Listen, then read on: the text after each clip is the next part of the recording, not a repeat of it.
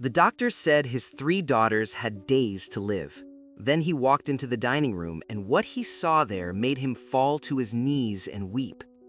Leonard Graham hadn't cried in 20 years, not when he lost his first business, not when he buried his wife, but the day Dr. Patricia Morrison said, "Your daughters have maybe 2 weeks left." That day, something inside him shattered. Diana, Abigail, Adriel, 7 years old, dying. Leukemia had stolen everything, their hair, their energy, their childhood. Now it was coming for their lives. Leonard stood in the hospital wing of his Connecticut home, staring at 3 small bodies in hospital beds, tubes in their arms, machines beeping, their breathing so shallow you had to watch close just to know they were still alive. He'd spent millions, tried everything. Nothing worked. Adriel, the smallest, opened her eyes. "Daddy, am I going to die?" Leonard's chest tightened. He knelt beside her. "No, baby. I promised your mama I'd protect you." But even as he said it, he knew the truth. He was losing them. The next morning, the house felt like a funeral home. No one spoke. The cook stopped making the girls' meals. The staff whispered in corners. Everyone had given up. Then she walked in, Brenda Anderson, 29, no medical degree, no credentials, just quiet strength in her eyes. Mrs. Carter, the head housekeeper, looked her over. "You're here for the job, honey? Trained nurses don't last 2 days here. This house is waiting for death." Brenda's voice was calm, steady. Then maybe it needs someone who's not. When Leonard saw her, he barely looked up. "The medical wing is off limits. My daughters need quiet." Brenda didn't move. "Mr. Graham, dying children don't need quiet. They need someone who still believes they're worth saving." Leonard's head snapped up. Anger flashed in his eyes. "What did you just say?" "Your daughters don't need another person treating them like ghosts. They need someone who sees them as alive." Silence. Leonard stared at this stranger with nothing, no reason to care, no credentials, no logic, but her eyes held something he hadn't seen in months. Hope. "Do what you want," he muttered. "Just stay out of my way." Brenda walked into the girls' room. 3 hospital beds, white walls, the smell of medicine and death.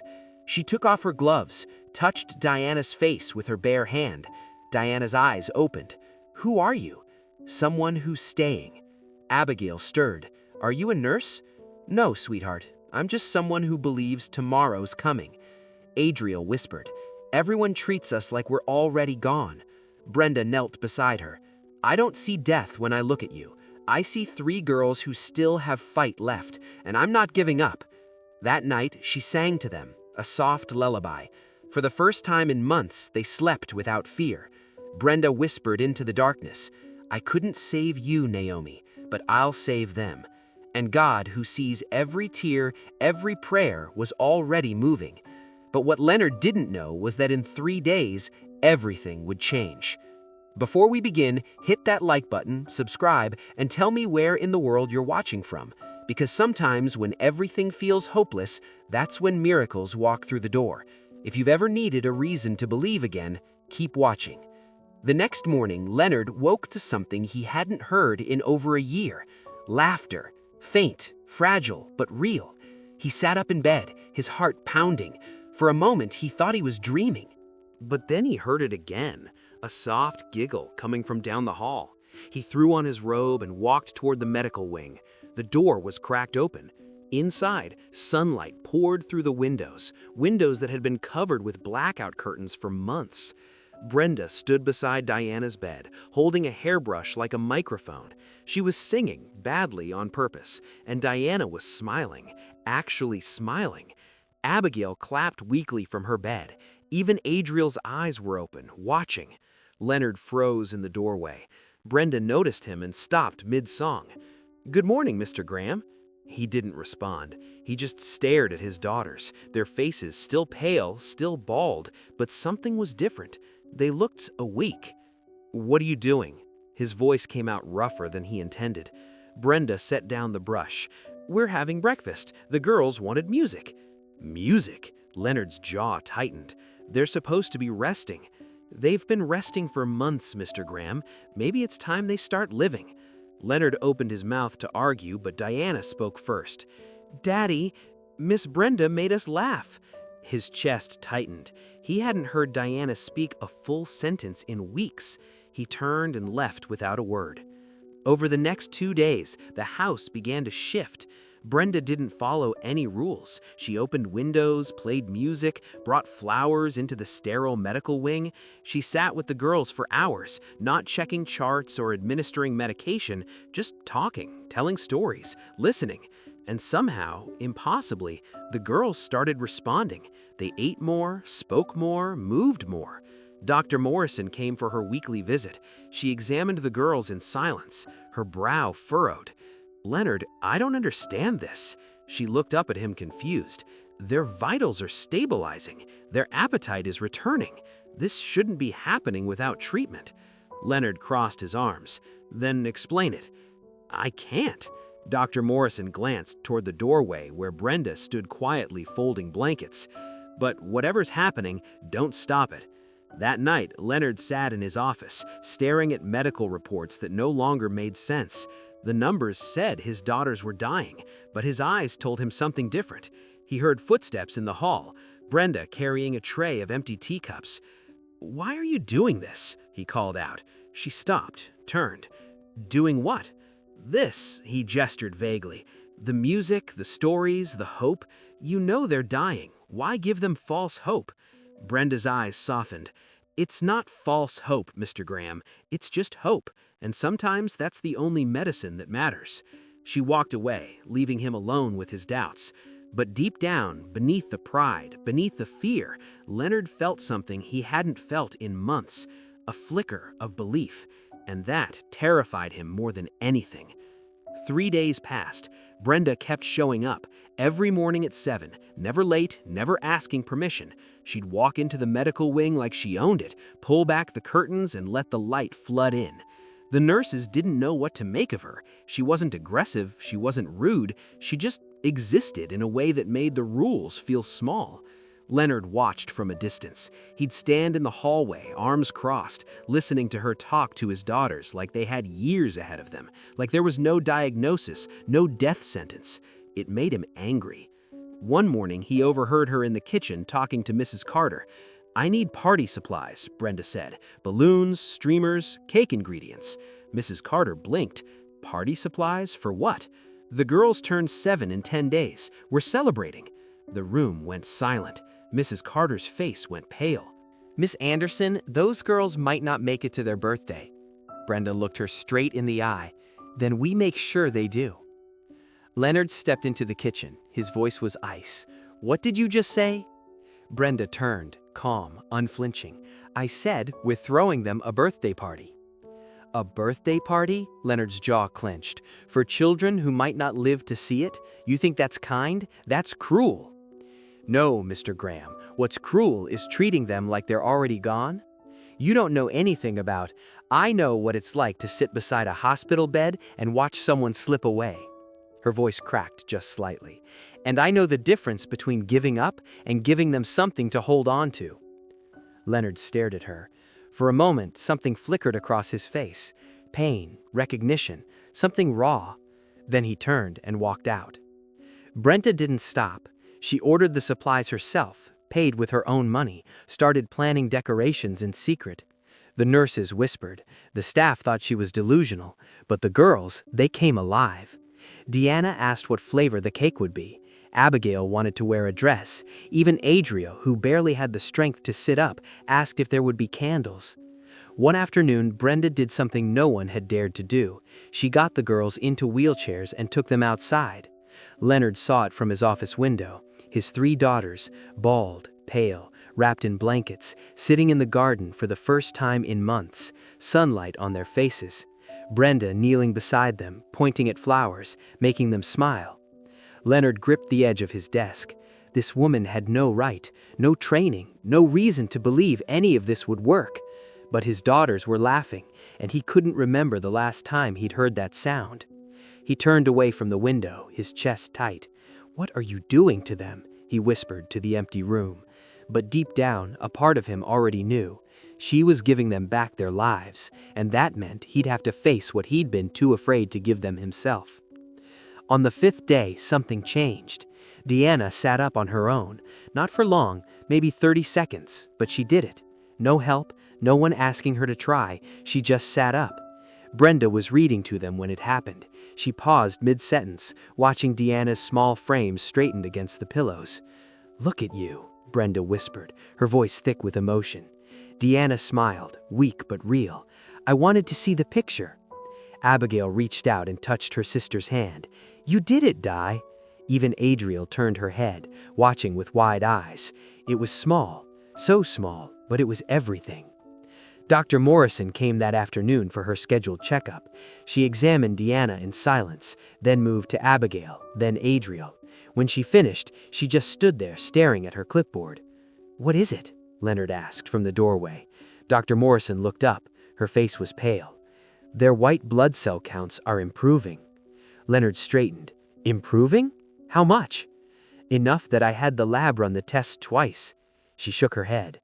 "Leonard, this doesn't happen. Not with active treatment. Not with leukemia this aggressive. So what are you saying?" "I'm saying I don't know." She looked toward Brenda, who was quietly arranging flowers by the window. "But something is working." Leonard followed her gaze. Brenda wasn't doing anything medical. She was just there, present, steady. Dr. Morrison lowered her voice. "Whatever's happening in this room, don't question it. Just let it continue." She left. Leonard stood frozen, watching Brenda hum softly as she adjusted the vase. That night, he couldn't sleep. He walked the halls, restless, his mind spinning. For weeks, he'd thrown everything at this disease: money, science, the best doctors in the world, and a woman with no credentials was doing what none of them could. He found himself standing outside the girl's room. The door was cracked open. Inside, Brenda sat in the chair between the beds, knitting something small and blue. "Why are you still here?" Leonard's voice came out quieter than he intended. "It's past midnight." Brenda didn't look up. "Because they sleep better when someone's close." "The nurses can do that." "The nurses check vitals. I'm just here." She glanced up at him. "There's a difference." Leonard stepped inside.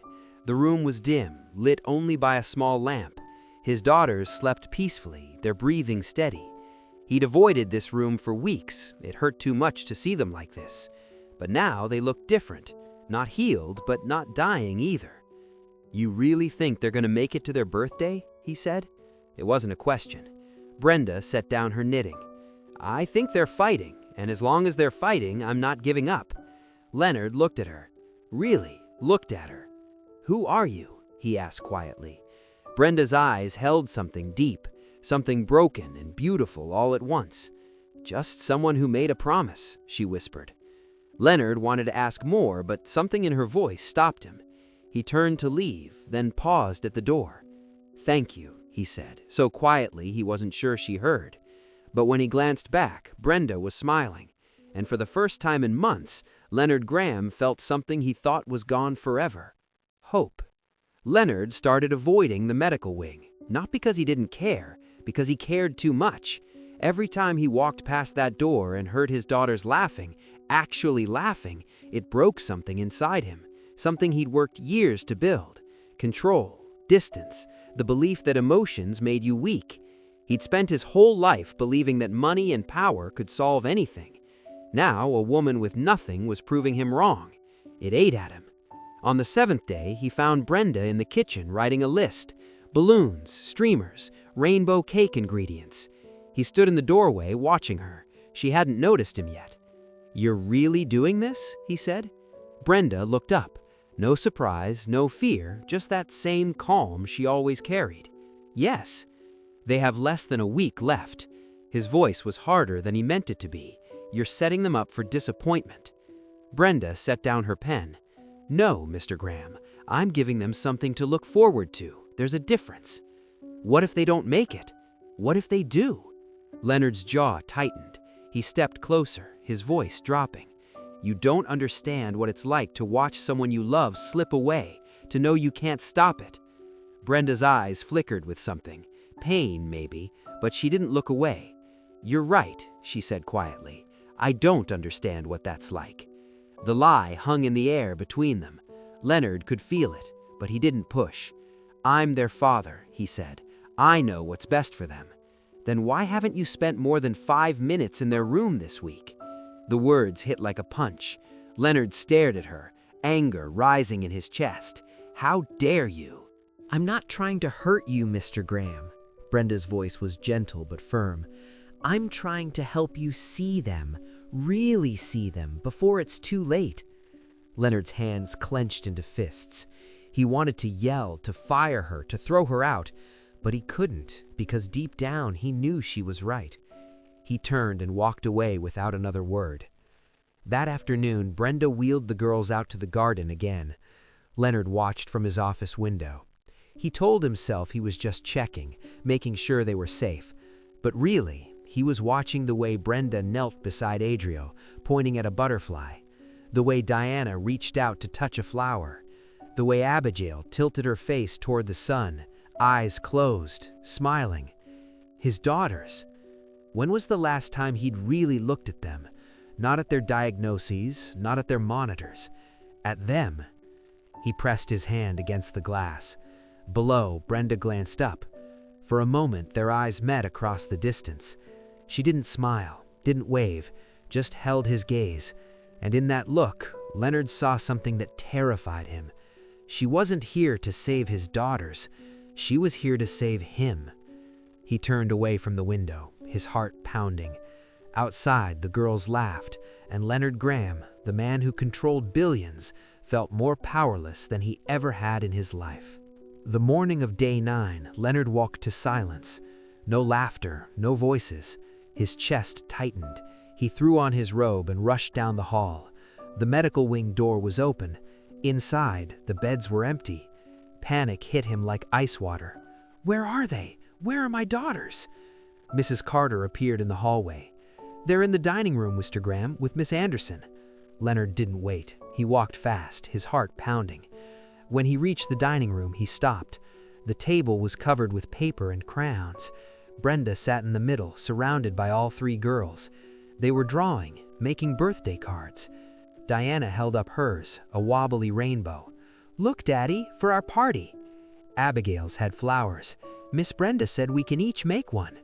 Even Adriel was coloring, her small hand moving slowly but deliberately across the paper. Leonard stood frozen in the doorway. This room? He'd locked it after Catherine died. Couldn't stand to look at it. Too many memories, too much pain. Now it was full of color, full of life. Brenda looked up at him. "We needed more space. I hope that's okay." Leonard couldn't speak. His throat was too tight. Diana slid off her chair and walked toward him. Walked on her own. She took his hand. "Daddy, will you help me finish mine?" He looked down at his daughter, her bald head, her pale skin. But her eyes were bright, alive. He nodded slowly, sat down beside her. Brenda handed him a crayon, without a word. They sat there for an hour. Leonard drew clumsy flowers beside Diana's rainbow, listened to Abigail talk about what dress she wanted to wear, watched Adriel smile as she colored a sun. And somewhere in that hour, something inside him cracked. When the girls got tired, Brenda helped them back to their room for rest. Leonard stayed behind, staring at the drawings scattered across the table. Brenda returned a few minutes later. She started gathering the crayons. "My wife used to sit here," Leonard said quietly.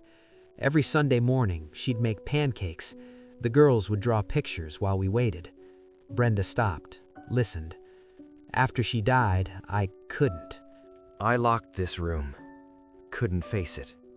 His voice broke. "I've been so afraid of losing them that I forgot to be their father." Brenda sat down across from him. "It's not too late, isn't it?" He looked at her, his eyes red. "They're dying, Brenda. The doctors said a lot of things." Brenda's voice was gentle but firm. "But your daughters are still here, still fighting, and they need you in that fight." Leonard covered his face with his hands. "I don't know how." Brenda reached across the table and placed her hand over his. "You just show up," she whispered. "That's all. You just keep showing up." Leonard looked at her through tears, and for the first time since Catherine died, he let himself cry. Brenda didn't move, didn't speak, just sat with him in his grief. Outside, the wind moved through the trees. Inside, a father began to heal. The morning of their birthday arrived. Leonard woke early. His heart was heavy. He'd barely slept. 10 days ago, Dr. Morrison had given them 2 weeks. Today was day 10. His daughters were still alive. He walked downstairs and stopped at the dining room door. Inside, Brenda had transformed everything. Balloons hung from the ceiling, streamers in every color covered the walls. The table was set with plates and candles, and in the center, a 6-layer rainbow cake, each layer a different color. Leonard's breath caught. "What is this?" His voice came out rough. Brenda turned. She wore a simple dress, her hair pulled back. "It's a birthday party, Mr. Graham. Your daughters are 7 today. They might not—" He stopped himself, looked at the cake, the decorations, the love poured into every detail. "They're here," Brenda said softly. "That's what matters." An hour later, the girls came down. Diana wore a blue dress, Abigail wore yellow, Adria wore pink. They were thin, bald, still so fragile, but they were smiling. Leonard stood against the wall, his arms crossed, trying to hold himself together. Mrs. Parter brought in the cake, candles lit, 7 small flames flickering in the light. The girls stood together, holding each other up. "Make a wish," Brenda said. Diana looked at her sisters, then at Leonard. "Daddy, will you help us blow them out?" Leonard's chest tightened. He couldn't move. Brenda's eyes met his across the room, gentle, steady. He walked forward, knelt beside his daughters. "Ready?" Diana whispered. Leonard nodded. He couldn't speak. They leaned in together, all 4 of them, and blew. The candles went out. The room erupted in applause. Mrs. Carter wiped tears from her face. Even the nurse standing in the corner was crying, but Leonard didn't hear any of it. All he saw were his daughters, alive, laughing. Here. He pulled them close, all 3 of them, and he broke. Sobs tore from his chest, a deep roar, years of grief pouring out. "I'm sorry," he choked. "I'm so sorry. I've been so afraid of losing you that I forgot to love you." Diana wrapped her small arms around his neck. "It's okay, Daddy." Abigail pressed her face against his shoulder. "We love you," Adriel whispered. "Don't cry, Daddy. We're still here." Leonard held them tighter, his whole body shaking. Across the room, Brenda stood with her hand over her mouth, tears streaming down her face. This moment, this impossible, beautiful moment, was everything she'd fought for. Leonard looked up at her through his tears. "Thank you," he mouthed. Brenda nodded, smiled through her tears. And in that room, surrounded by balloons and cake and laughter, a father learned what he'd been too broken to see. His daughters didn't need him to save them. They just needed him to love them while there was still time. That night, Leonard didn't go back to his office. He stayed. He sat in the chair beside their beds, watching them sleep, their breathing steady, their faces peaceful. For the first time in months, he wasn't afraid to be close to them. Diana stirred, opened her eyes halfway. "Daddy?" "I'm here, sweetheart." She smiled. "You stayed." "I'm not going anywhere," his voice cracked. "Not anymore." She closed her eyes again, her hand reaching for his. He held it, feeling how small and fragile it was. He'd spent so much time running, hiding in his office, making calls, trying to control what couldn't be controlled. But Brenda was right. All they needed was him present here. The next morning, something shifted in the house. Leonard didn't retreat to his office. He had breakfast with the girls, sat with them while Brenda read stories, helped them with their drawings. He was clumsy at first, didn't know what to say, how to just be, but they didn't care. Diana asked him to help her color. Abigail wanted him to braid the wig she wore sometimes. Adriel just wanted him to sit close, and Leonard did. One afternoon, he found Brenda in the hallway folding blankets. "I owe you an apology," he said quietly. Brenda looked up. "For what? For fighting you? For not trusting you?" He paused. "For not seeing what you were really doing." Brenda smiled softly. "You were protecting them. That's all you knew how to do." "You taught me something better." His voice was thick. "You taught me how to love them." Brenda's eyes filled with tears. She didn't speak, just nodded. That evening, Leonard sat in the garden with the girls. The sun was setting, casting golden light over everything. Abigail leaned against his shoulder. Diana played with a flower in her hand. Adriel sat in his lap, quiet but content. "Daddy," Diana said, "are we going to be okay?" Leonard's throat tightened. He wanted to lie, to promise them forever, but he'd learned something in the last 2 weeks. Truth wrapped in love was better than false hope. "I don't know, sweetheart," he said gently, "but I know we're together, and that's what matters." Diana thought about that, then nodded. "Okay." They sat in silence, watching the sky turn pink and orange.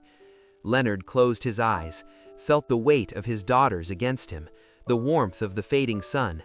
He whispered a prayer, something he hadn't done since Catherine died. "Please, if you're listening, give us more time." The wind stirred the trees, and for a moment everything felt still, sacred, like God was close enough to hear, but Leonard didn't know. In 2 days, everything would shatter. 2 nights later, the storm came. Winter hit Connecticut hard. Snow fell thick and fast. The wind howled against the windows, rattling the glass. By evening, the power flickered once, twice, then went out completely. The emergency generator kicked in, but the house felt isolated, cut off from the world. Leonard checked on the girls. They were sleeping. Brenda sat in the chair between their beds, knitting by lamplight. "Storm's getting worse," he said quietly. Brenda nodded. "We'll be fine." Around midnight, Adriel woke with a fever.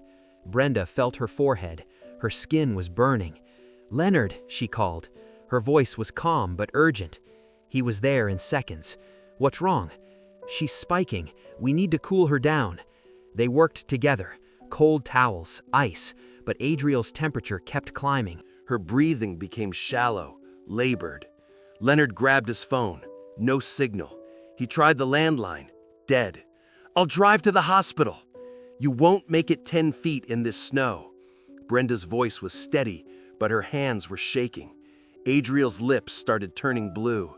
Diana and Abigail woke, their eyes wide with fear. "What's wrong with Addie?" Leonard knelt beside Adriel's bed. "Baby, stay with me. Please stay with me."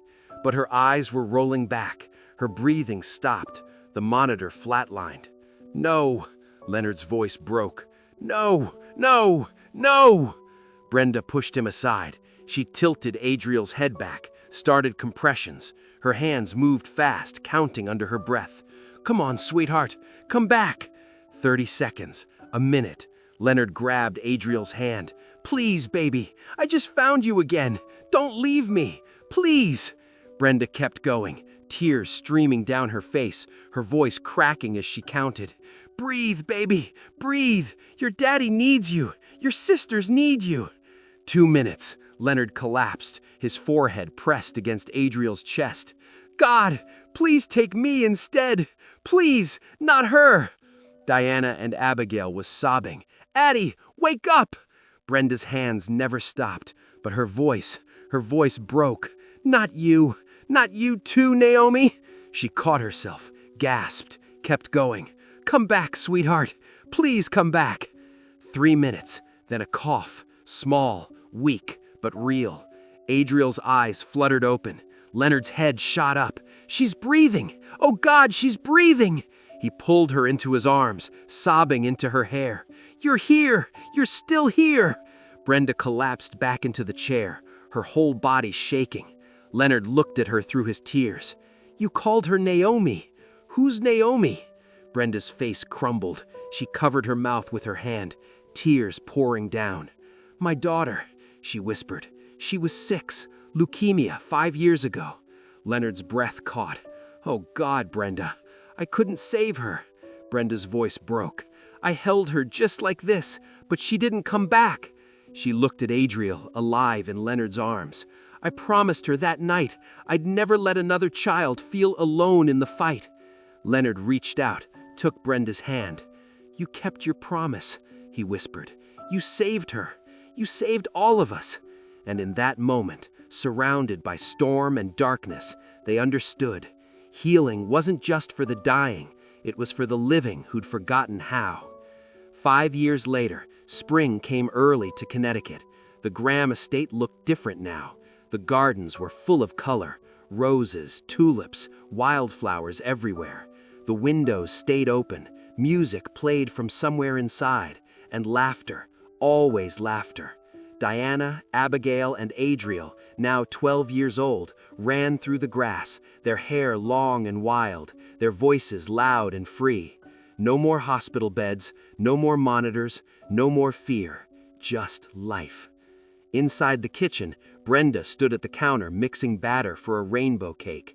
Leonard walked in, flour already on his shirt from helping earlier. He smiled. "They're asking when it's ready." "Tell them patience is a virtue," Brenda said, laughing. Leonard leaned against the counter, watching her work. "You know, I never thanked you properly." Brenda looked up. For what? For saving my daughters. For saving me. Brenda shook her head gently. "I didn't save anyone, Leonard. I just reminded you all that love is stronger than fear." He was quiet for a moment. Then he reached out and took her hand. "You gave me my family back.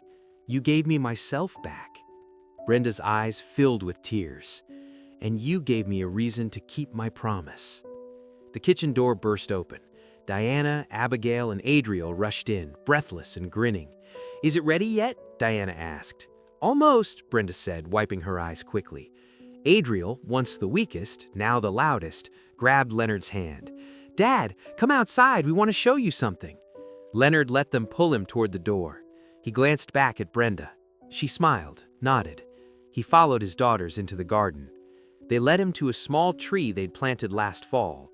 Tied to one of the branches was a ribbon, and hanging from the ribbon a small wooden sign. Leonard leaned closer, reading the carved letters. "For Naomi, who taught us that love never dies, it just grows." His throat tightened. He looked at Brenda, who'd followed them outside. "They wanted to honor her," Brenda whispered, "the girl who started it all."